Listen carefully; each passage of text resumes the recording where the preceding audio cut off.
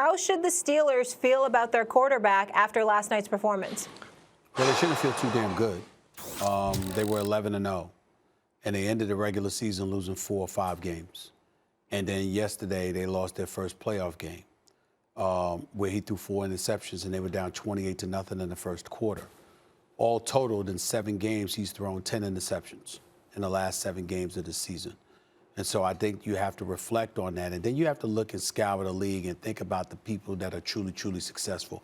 Patrick Mahomes is an exceptional quarterback, but he's also someone who's capable of using his legs to make things happen, moving the chains. You look at Lamar Jackson, that speaks for itself because of his running ability. You look at Aaron Rodgers, that speaks for itself.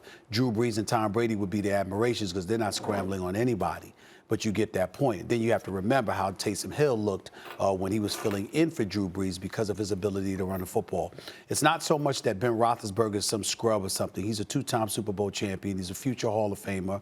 We respect him. We understand what he's brought to the game of football. And it's not like he's Peyton Manning from 2015 or so, where the skills had so clearly and flagrantly dissipated, where you had Rob Ninkovich coming on national television the other day acknowledging that as a defense in New England, we knew that Peyton Manning couldn't throw the ball 20 yards. And so we planned accordingly. That clearly is not the case with Big Ben Roethlisberger. But nevertheless, you do have to ask yourself at some point, when do you move in a different direction?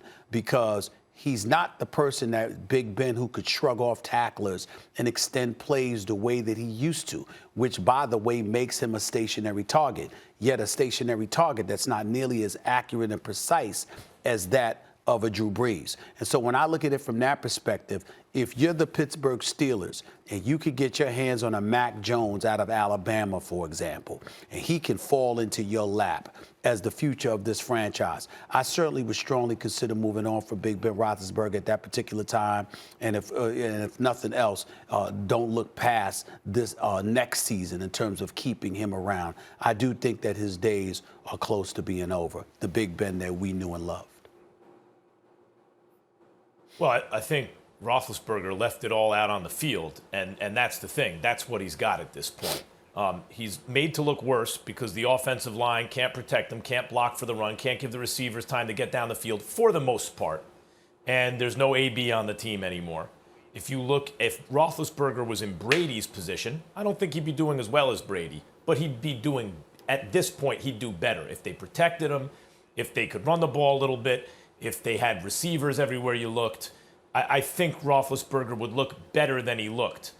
And like he gave it what he had. Nevertheless, this has been going on all season. He doesn't look good throwing the ball down the field. He had a remarkable season for a 38-year-old coming off catastrophic injury who completely changed his style of play. The question is, when you look at that guy, do you think you can win a Super Bowl with that? I don't think so.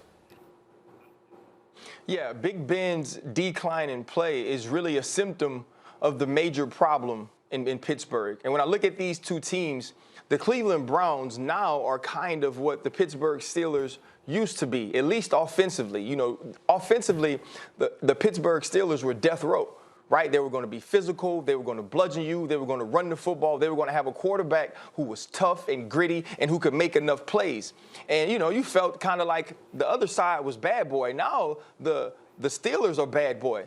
The Steelers got a wide receiver dancing all in the videos and doing all those things. And it really struck me after the game when the Cleveland Browns were mocking the Pittsburgh Steelers, when Jarvis Landry and when Kareem Hunt are in the locker room, you know, Corvette, and when Baker Mayfield is saying same old Browns, Myles Garrett saying that same thing in his post-game interview. This team isn't scaring people anymore. They aren't more physical. They aren't dominant. They aren't the big brothers of this division. And I think that falls on Ben as well. If I gave you a hat, Max and Stephen A. Molly, if I gave you a hat and I put the 4 quarterbacks in the AFC North in it, and we all had to go play a game, each of us would be praying that the quarterback we pulled wasn't Ben Roethlisberger.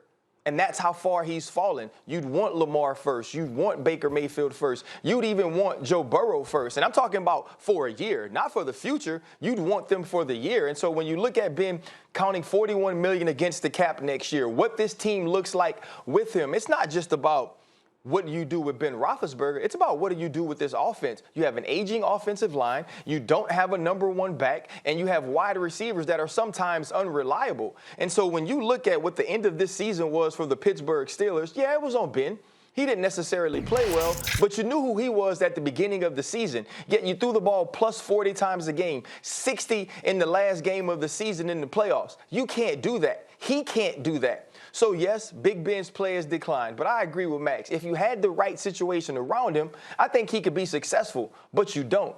And in not having that, it's time to rebuild. And so it's time to find you a quarterback of the future. The problem to me is that Kevin Colbert, the GM of the Pittsburgh Steelers, hasn't found that quarterback already like we see many other teams doing.